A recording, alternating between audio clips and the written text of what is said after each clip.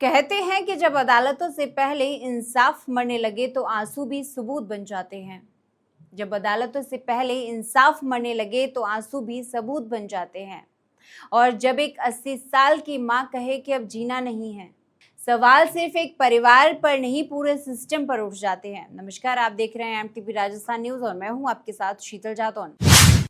राजस्थान के नागौर जिले की मेड़ता तहसील से एक ऐसा मामला सामने आया है जिसने प्रशासनिक कार्यप्रणाली पर कई गंभीर सवाल खड़े कर दिए हैं। एक 80 वर्षीय बुजुर्ग महिला और उनका बेटा पिछले 3.5 साल से न्याय की लड़ाई लड़ने का दावा कर रहे हैं। उनका आरोप है कि प्रशासनिक अधिकारियों और ग्राम सरपंच की मिलीभगत से उनके पुश्तैनी जमीन पर अवैध कार्यवाही की गई, फसल बर्बाद कर दी गई, सामान गायब हो गया और अब हालात ऐसे बन गए हैं कि उन्होंने सुप्रीम कोर्ट जाकर इच्छा मृत्यु की मांग करने की चेतावनी दी है। आइए जानते हैं आखिर पूरा मामला क्या है। यह मामला नागौर जिले की मेड़ता तहसील के ग्राम आकेली ए का है। यहाँ रहने वाली 80 वर्षीय शायरी देवी और उनके बेटे पांचाराम जाट का आरोप है कि तत्कालीन तहसीलदार भागीरथ चौधरी ने ग्राम सरपंच अशोक गौलिया के राजनीतिक प्रभाव और चुनावी रंजिश के चलते उनके करीब 110 साल पुराने पुश्तैनी बाड़े पर बिना उचित सीमांकन और बिना खातेदार को नोटिस दिए धारा 91 के तहत एक तरफा कार्रवाई कर दी।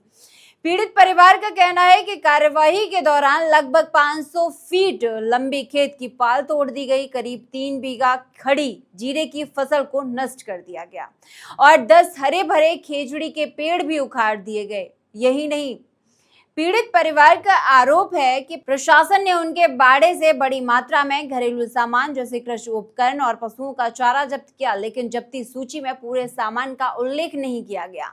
परिवार का दावा है कि 40 क्विंटल चारा, पशुओं की नांद, लोहे की तारबंदी और कई अन्य सामान आज तक वापस नहीं मिले हैं। हालांकि पूर्व जिला कलेक्ट्रेट के हस्तक्षेप के बाद कुछ सामान लौटाया गया, लेकिन परिवार का आरोप है कि काफी सामान अब भी गायब है और उसकी गुमशुदगी या चोरी का कोई मामला दर्ज नहीं किया गया है। अब सबसे अहम बात यह है कि पीड़ित परिवार का कहना है कि संभागीय आयुक्त अजमेर की अदालत ने तहसीलदार की धारा 91 की कार्रवाई को त्रुटिपूर्ण मानते हुए निरस्त कर दिया था और सामान लौटाने के आदेश भी दिए थे। इसके बावजूद उनके आरोप है कि आज तक उन्हें पूरा न्याय नहीं मिला है। इतना ही नहीं, परिवार का आरोप है कि मुख्यमंत्री कार्यालय और उच्च अधिकारियों को इस मामले में भ्रामक रिपोर्ट भेजी जा रही है। पीड़ितों का आरोप है कि 1 जुलाई 2026 को जब वे जिला कलेक्ट्रेट के निर्देश पर एसडीएम से मिलने पहुंचे तब उनके साथ अभद्र व्यवहार किया गया और जेल भेजने तक की धमकी दी गई। परिवार का कहना है कि इस पूरी घटना का वीडियो भी उनके पास मौजूद है। इसके अलावा आरोप है कि पूरे गांव में कई लोग सरकारी जमीन पर काबिज हैं, लेकिन कार्रवाई सिर्फ उनके परिवार के खिलाफ की गई है। यानी उनके अनुसार प्रशासन ने चुनिंदा कार्रवाई कर पक्षपात किया है।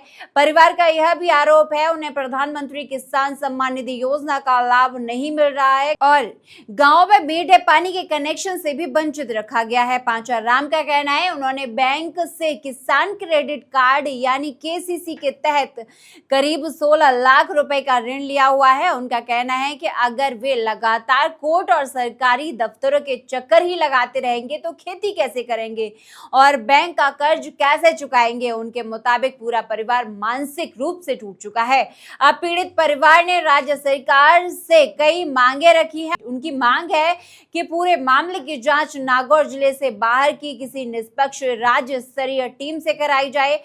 टूटी हुई खेत की पाल को प्रशासन अपने खर्च पर पहले जैसी स्थिति में बहाल करे। जीरे की फसल, खेजड़ी के पेड़ों और 3 साल तक हुए आर्थिक नुकसान का उचित मुआवजा दिया जाए। साथ ही जिन अधिकारियों पर आरोप लगाए गए हैं उनके खिलाफ विभागीय और कानूनी कार्रवाई की जाए। परिवार ने चेतावनी दी है यदि उन्हें न्याय नहीं मिला तो वे सूचना के अधिकार से प्राप्त दस्तावेजों के आधार पर माननीय सर्वोच्च न्यायालय का दरवाजा खटखटाएंगे और इच्छा मृत्यु की मांग करेंगे। जब एक 80 वर्षीय बुजुर्ग मां अपने बच्चे बेटे के साथ सरकारी दफ्तरों के चक्कर लगाते लगाते थक जाए न्याय की आस में, आरोप लगे हों शासन प्रशासन पर कि उनकी जमीन जो हो खुद लूट किया गया हो, उनको प्रताड़ित करने के लिए तमाम हथकंडे अपनाए गए हों, और वो करीब 300 किलोमीटर दूर नागौर से जयपुर पहुंचता है न्याय की आस में, और दर दर की ठोकरें खाने के बाद मजबूर होता है, फिर भी उसको न्याय नहीं मिलता है, तब कहीं ना कहीं शासन और प्रशासन के लिए ये बहुत बेहद शर्मनाक हो जाता है। अकेला मामला आज मैं दिखाना चाहूंगा वो नहीं होगा, पता नहीं प्रदेश में कितने ऐसे पीड़ित होंगे जो यहां तक पहुंच भी नहीं पाते। मेरे साथ एक बूढ़ी अम्मा बैठे देख रहे होंगे, कैमरा पर्सन सागर को वो दिखाए इनकी तस्वीर।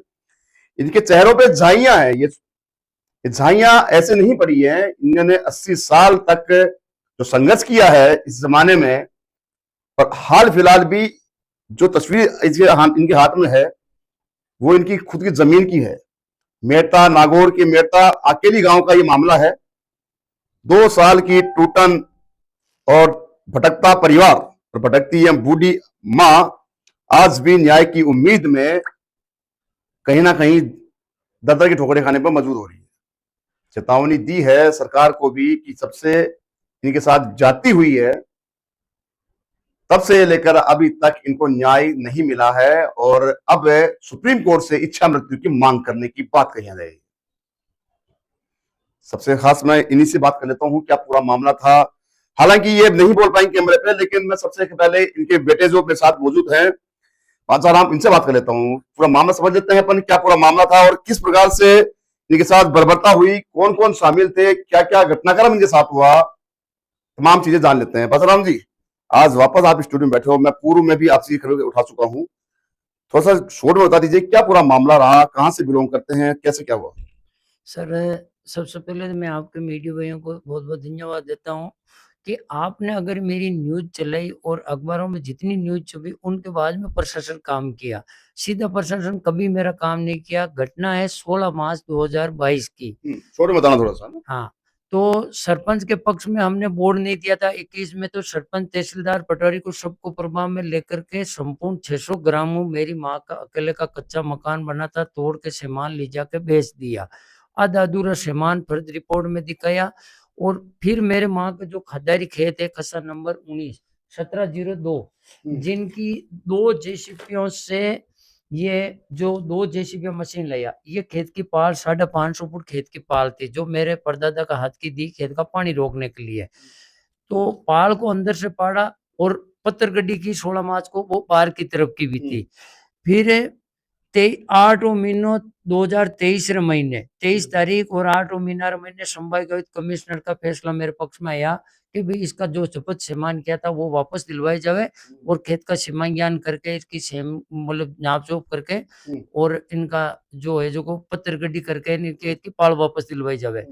सबसे पहले मैं मीडिया के माध्यम से यही कहना चाहता हूँ कि अगर एक पटवारी सीमांकन करके और मेरे खेत का सीमांकन भी नहीं कर सका, 6-6 सदस्यों की टीम आई थी मौके पर, सभी टीमों ने असहमति जाहिर कर दी हुई, तो अकेला पटवारी एक मतलब सीमांकन करके मेरी माँ का जो अतिक्रमण मेरा बताया था, वो अतिक्रमण मौके पर मेरा निकला ही नहीं था। और फिर आधा अधूरा सामान है जो मौके की फर्द रिपोर्ट में दर्शाया था, बाकी सामान उन्होंने बेच दिया था। और जब आपके चैनल के माध्यम से और मीडिया भाइयों के माध्यम से जब न्यूज़ लगी, तो जिला कलेक्टर नागौर मौके पर अरुण कुमार पुरू जी आए थे। उन्होंने सारा घटनाक्रम देखा, तो तुरंत तहसीलदार पटवारी को आदेश देकर मेरी खेत की पाल वापस दिलवा दी थी कि भाई इनका मौके पर कोई गलती नहीं थी। तो पुरू जी ने मेरा थोड़ा सा देखा कि भाई इनका सामान भी था, तो 20 टोली पत्थर है, जैसे 35 पट्टी है, 6 चद्दर है, 1 लोहे का टूटा हुआ गेट, ये दिलवा दिया था। और देखिए, मैं पता नहीं, मैं एक सवाल आपसे करना चाहूंगा कि मैं, ठीक है वो सारा तमाम चीजें हैं, मुझे एक दिक्कत हो रही है। दिक्कत ये है कि एक 80 वर्षीय बुजुर्ग महिला कहाँ कहाँ दर दर की ठोकरें खा रही है, ये सरकार के लिए चिंताजनक है। और सरकार के तमाचा है, जोरदार तमाचा, की एक 80 वर्षीय बुजुर्ग महिला है। वो देखिए तस्वीर, देखिए मैं बोलना चाहूंगा, दिखाइए, देखिए इनको समझ में नहीं आ रहा, सुन नहीं पा रहे ये। और सबसे खास बात ये कि इनकी झाइयों में, एक एक झाइयों में हजार हजार अनुभव बने बसे हुए हैं। देखिए, ये विचलित करने वाली तस्वीर हो सकती है। अगर सरकार कुछ करे तो इस बुजुर्ग माँ की तरफ देखे, तमाम अधिकारियों को, जो भ्रष्ट अधिकारी हैं उन पे शिकंजा कसे, उनको लतार लगाए। लेकिन फिर भी मैं बात करूंगा आपसे कि हाल फिलहाल बचा खुचा सामान आपका नहीं दिया गया है, कुछ सामान रह गया है, और आज जयपुर पहुंचे हैं आप। और जयपुर पहुंचने के बाद आप क्यों पहुंचे हैं जयपुर? क्योंकि मेरे पास सीएमओ से फोन आया था 2-3-4 बार कि भाई आप सीएम साहब से मिल लो। मैं बोला कि भाई सीएम साहब से मिलने के बाद भी मेरा सामान देंगे नहीं तो ये लोग नहीं देंगे, क्योंकि धरातल पर मेरे को कोई न्याय मिलने की उम्मीद ही नहीं है। नागौर प्रशासन मेरा काम नहीं करेगा। तो मैं कल मेरे पास सीएमओ में फोन आया कि आप सीएम साहब से मिल लेना। मैं आज आया, सीएम साहब तो हमें नहीं मिला था, वो अधिकारी मिले थे। तो अधिकारियों ने ये भी आश्वासन दिया कि भाई आपका बच्चा-कुच्चा जो भी सामान है वो आपको हम दिलवाएँगे।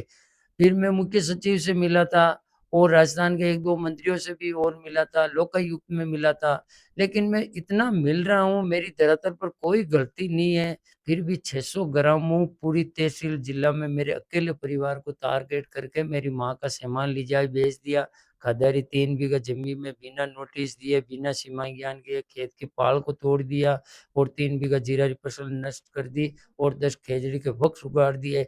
धरातल पर मेरी कोई गलती नहीं है, मेरे पास इतने सबूत है, फिर भी मुझे आज न्याय नहीं मिल रहा है। तो आखिर में यही उम्मीद करता हूँ कि या तो भजनलाल सरकार हमें गरीबों को न्याय दिला दो या हमारे को इच्छा मृत्यु दिला दो। हम यही चाहते हैं। और अगर आप भगवान को साक्षी मानते हो और गरीबों को न्याय दिलाते हो और नियमित रूप से जन सुनवाई करते हो, तो आप एक सीएमओ से टीम बना के और मीडिया भाइयों को साथ में भेज के पूरा प्रकरण की जाँच करवाइए और सच्चाई सामने आ जाएगी। आपका प्रशासन धरातल पर किस प्रकार गरीबों के साथ अत्याचार करता है, वो सारी सच्चाई सामने आ जाएगी। आज मैं मीडिया के माध्यम से मेरी फरियाद सरकार तक पहुँचाना चाहता हूँ। यही मेरी उम्मीद है। देखिए, सही बात है यार, शर्म मुझे भी आ रही है ये दिखाते हुए आपको कि किस प्रकार से एक नौजवान युवा थक चुका है, टूट चुका है इस सिस्टम के आगे। सरकारी सिस्टम वो सिस्टम जो लगातार दावे करता है कि हर आदमी को न्याय मिलेगा, लेकिन न्याय कब मिलेगा? क्योंकि सुप्रीम कोर्ट ने एक व्यवस्था दी थी कि देश से मिला हुआ न्याय अन्याय के बराबर है। हालात वो है, आंखें भर आई है इनकी कैमरे पे। अब बदलाव सरकार से आस और उम्मीद लगा के बैठे हैं। इनको बुलाया जाता है सीएम साहब से मिलने के लिए, वो सीएम साहब नहीं मिलते हैं। हालांकि आश्वासन देना अधिकारियों का काम है, कब तक इनका न्याय मिल पाएगा? खैर, मैं इस मुद्दे पे ज्यादा इसलिए बात नहीं करवाऊंगा क्योंकि बहुत ज्यादा भावुक हो रहे हैं, दुखी हो चुके हैं, टूट चुके हैं। और सबसे खास बात यह कि एक अकेली बुजुर्ग मेरे अकेले परिवार को 600 घरों में सरकार की सारी योजना बंद कर दी। जैसे पानी का कनेक्शन है, मेरी माँ की पेंशन भी नहीं मिल रही और नहीं माने कोई फसल बीमा मिल रही हो, हर साल में फसल बीमा करा रही हो, मेरे बच्चों की बड़ी बर्बादी।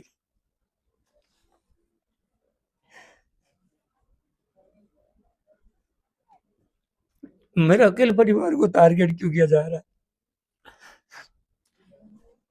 और प्रशासन को मैं पूरी दे दिया कि भाई आप अगर मेरी गलती रहे तो मौका पर आको मीडिया को लाओ और बताओ कि भाई पांचाराम की इस जगह गलती है, तो मैं गलती कबूल करने के तैयार हूँ बस। लेकिन मेरे साथ इतना बड़ा अन्याय हो रहा है और मेरी 90 वर्ष की माँ ने लायो, तो मेरे को भी गांव में मान सम्मान सही से रह लो। आज मेरी इज्जत कितनी खराब रह रही कि माँ बेटो पी रही है और पैसा वाला बे जगह गलत आदमी है मौज कर रही है। आज मेरी बच्चों की कल समूल भविष्य में कहीं सगाई संबंध है वो भी नहीं होगा। परिवार मेरे को नीची नज़रों से देख रहा है, गाँव में लोग मेरे को कह रहा अतिक्रमी है। क्यों भाई मैं अकेला अतिक्रमी हूँ? 600 बिल्कुल ग्राम बिल्कुल शांत रहिए परशुराम जी। मैं एक बार देखिए, ये तस्वीर देखिए एक बार कि किस प्रकार से इनके आंसू जो हैं वो छलक रहे हैं। और स्थिति ये है इनकी कि अब न्याय की उम्मीद जो लगा के बैठे थे वो कहीं ना कहीं टूटती नजर आ रही है। और एक चीज और कहूंगा छोटा सा कि इस संसार में, अगर कहावत है, पुरानी कहावत है कि संसार में सबसे बड़ा दुख है किसी बाप या माँ बाप के लिए, तो वो है कि बाप के कंधों पर बेटे का जनाजा। और एक बूढ़ी माँ यहाँ पे बैठी है, उनके सामने इनका बेटा मीडिया के सामने रो रो आकर गुहार लगा रहा है। इससे ज्यादा विडंबना नहीं हो सकती कुछ भी। और सरकारी तंत्र जो कितना भ्रष्ट हो चुका है वो कहीं ना कहीं एक माता के, इस माँ जो मेरे पास बैठी है, इनके चेहरों पे झलक पड़ रहा है। देखिए, अब ये कुछ बोल नहीं पा रही, लेकिन इनके चेहरों पे जो झाइयां हैं वो 1-1 हजार अनुभव लेके बैठी हैं। अब हारी है तो कहाँ हारी है? केवल और केवल इस सरकारी भ्रष्ट तंत्र के आगे। बिल्कुल, मैं एक बार बात करने की जरूर कोशिश करूंगा क्योंकि ज्यादा समय इनके पास भी नहीं है, बहुत दूर से आए हैं, अनजाना भी है इनको, और उम्मीद लेके आए हैं कि कहीं ना कहीं मीडिया हमारा सपोर्ट करेगा। मैं बिल्कुल बात करूंगा। माताराम, अरे कहाँ पहुंचा हो, क्यों आया हो बताते हो? साहब मैं आया मारो शस्य घरानी बस्ती में मारा दादीओ मारा दादीओ और हाथ रो भाड़ो परदादी और हाथ जक्का ने मैं मने नहीं तो मने हुस्ना दी नहीं लोटी दिया अनसीधा आय एन मारो भाड़ो पहाड़ हम दो लेगा शस्य घरानी बस्ती रे मैं मारो एकलो लेगा हेमान अगलो मारो तार बंदा के जोड़ी कटकड़ा सा जोड़ी पचा भाटा मारो कच्चो मकान दे ब्योड़ो जकाना पार फूल लेगा मारो सामान खाना पीना कौन ले गो माताराम कौन कौन कौन ले गया पटवारी ने सिरपंच तहसील अरई प्रशासन आया जको मारो अगलो हेमान लेगा सा बाड़ा मो पचे आया उठे खेता खेता आया तो मैं आडी फिरी सा मारे मत पाड़ो और उठे प्रशासन पटवारी तहसील अरई सरपंच हगड़ा आया आडी फिरी हाथ जोड़िया जकर मैं जोरा रही हूँ आज 2 रुपया लाए एन मारी जोती जो दी चाहता मारी पाड़ हमदी पाड़ दी पाड़ में हूँ पाड़ी भाटा 12 रुपया 10 मारा कोदा पाड़ दिया खेलिया नींबड़िया पच मारी 3 बीघा जमीन पैसल ढाप दी 3 बीघा 3 बार जमीन छुड़ा दी मारी जकारा बा जमीन मारी कल्याण साहब आए नागोरू मारी पाल दी रही जरा बा जमीन मैंने क्यों आबाक ठीक है मतलब एक सवाल क्योंकि आप ज्यादा बोल नहीं पा रहे बुजुर्ग हैं लेकिन मेरा फर्ज भी है मेरी मजबूरी है आपसे सवाल करना क्योंकि आप जयपुर पहुंचे हैं बहुत किलोमीटर दूर से अब कहीं विचार है आपने अच्छा मृत्यु की मांग करी है सुप्रीम कोर्ट कहीं कहीं साहब अब हाथ जोड़ के नो है मारो हेमान दिराय दो मारो हेमान आयो जको आई गो लाल मारो हेमान दिराओ मारो माओ जो दिराओ मैंने बर्बाद कर दी मैंने 25 लाख रुपया मैंने लगा दिया बोलो अब मैं क्या करूं मैं तो लेगी जो बैरी है जो साहब माओ तो दिलाए दो हमारी पाल लिखा उठे दिलाए बिल्कुल बिल्कुल देखिए विडम्बना है मेरे साथ जो बैठे हैं ये कोई स्पेशल गेस्ट नहीं है कोई पॉलिटिशियन नहीं है और कोई पुलिस महकमे का या कोई उच्च अधिकारी नहीं है ये एक आम नागरिक हैं नागौर के अकेली गांव से पहुंचे हैं यहाँ पे जयपुर इसलिए कि बचा हुआ सामान जो है इनका वो दिया जाए पांचाराम ने बताया कैमरे पे कि इनके मान सम्मान को क्षति भारी क्षति हुई है इनके घर में या जो बराबर के हैं वो इनको नीचे नजरों से देख रहे हैं तो कहीं ना कहीं प्रशासन की जो गलतियां हैं सरकार उन पे पाबंदी लगाए उनसे कड़ी से कड़ी पूछताछ करे मेरे ऊपर 1 रुपए का कर्ज नहीं था आज मेरी जमीन पर 25 लाख का कर्ज है मैं टाइम पर आज 4 साल में खेती नहीं कर सकूं तो वो कर्ज कैसे जमा कराऊं वापस और वो कर्ज इस कार्रवाई के कारण मैंने लेके घूम घूम के मेरी फसल बर्बाद है मारो हम मारो बर्बाद है कि हमारी जब भी वेल थी अमुदी राज में ला रुपया लगा दिया 30 लाख रुपया मारो लगा दियो अब मैं कहीं खवान कहीं पियान कहीं देवा माने बड़ो याद को नहीं आवे माने तो 4 दिन फिरा तो बड़ो कौन देवे लोग माने करूँ वहाँ देखो माने वो मारो सामान दे दो ला लो मने निवेड़ दो साहब जाने के बिल्कुल देखिए विडम्बना कहेंगे सरकारी तंत्र की सरकार बदनाल सरकार जो दावा भी कर रही है उसको कहीं ना कहीं नीचे दिखाने का काम जो कर रहा है वो है सरकारी तंत्र सरकारी मशीनरी नागौर से यहाँ पे पहुंचना 2 साल की टूटन भटकन और इस उम्र में पूरी उम्र का लिहाज नहीं करते हुए आज भी दर दर की ठोकर खा रही 90 वर्षीय बूढ़ी माँ अब हालात स्थिति ये है कि लॉ एंड ऑर्डर कहां तक सही है कहां तक नहीं है वो भजनलाल शर्मा खुद सरकार जो है वो खुद अपने आप को टारगेट करे और अपने आप को मनन करे आपका सरकारी तंत्र कितना भ्रष्ट हो चुका है उसका एक जीता ज्यादा उदाहरण जो है मेरे सामने बैठा है खैर इतना कहूंगा अंतिम में क्योंकि मैं ज्यादा भावुक नहीं करना चाहता इनको इनकी माता जी का जो रिएक्शन था कैमरे पे वो हाथ जोड़ के विनम्र निवेदन किया जा रहा है कि कैसे भी इनका सामान दिया जाए मान सम्मान जो गया है उसको बड़ी पूर्ति की जाए वहीं पर पाचाराम ने भी कैमरे के सामने 2 बातें कह दी हैं अब यहाँ पे देखना यह होगा कि सरकार कितनी संवेदनशील है, क्योंकि संवेदनशील सरकार जो दावे कर रही है डबल इंजन की रामराज सरकार, वो कहीं ना कहीं अब इस वाकये को लेकर सवाल के घेरे में आ जाती है। लाइन ऑर्डर की बात करें तो लाइन ऑर्डर कहीं ना कहीं फेल होता नजर आ रहा है। सरकार बिल्कुल इन पे ध्यान दे, इस मुद्दे पे ध्यान दे। नागौर कलेक्टर से भी मैं उम्मीद करता हूं कि अभी इस खबर को लेकर संज्ञान ले, बच्चा कुचा सम्मान दिलवाए, मान सम्मान जो गया है उनको वो वापस भर्ती पूर्ति करे भी करवाए, लेकिन इनको न्याय मिलना चाहिए। 90 साल की उम्र में न्याय नहीं मिलना एक बहुत बड़ी विडंबना है सरकार के लिए, जोरदार तमाशा है। इच्छा मृत्यु की मांग की है, साफ कैमरे पे कहा है। देखने वाली बात यह भी होगी कि ये परिवार जो है, एक बूढ़ी माँ और एक बेटा, ऐसे ही धक्के खाते रहेंगे न्याय के लिए, या कहीं ना कहीं रामराज की डबल इंजन सरकार में इनको न्याय मिल पाएगा। फिलहाल ये सभी आरोप पीड़ित परिवार की ओर से लगाए गए हैं। संबंधित प्रशासनिक अधिकारियों या अन्य पक्ष की ओर से अभी इन आरोपों पर सार्वजनिक प्रतिक्रिया सामने आती है तो उसे भी प्रमुखता से प्रसारित किया जाएगा। इस पूरे मामले ने एक बार फिर प्रशासनिक पारदर्शिता, निष्पक्ष जांच और न्याय व्यवस्था को लेकर कई बड़े सवाल खड़े कर दिए हैं। अब देखना होगा कि जिला प्रशासन और राज्य सरकार इस गंभीर मामले में क्या कदम उठाती है।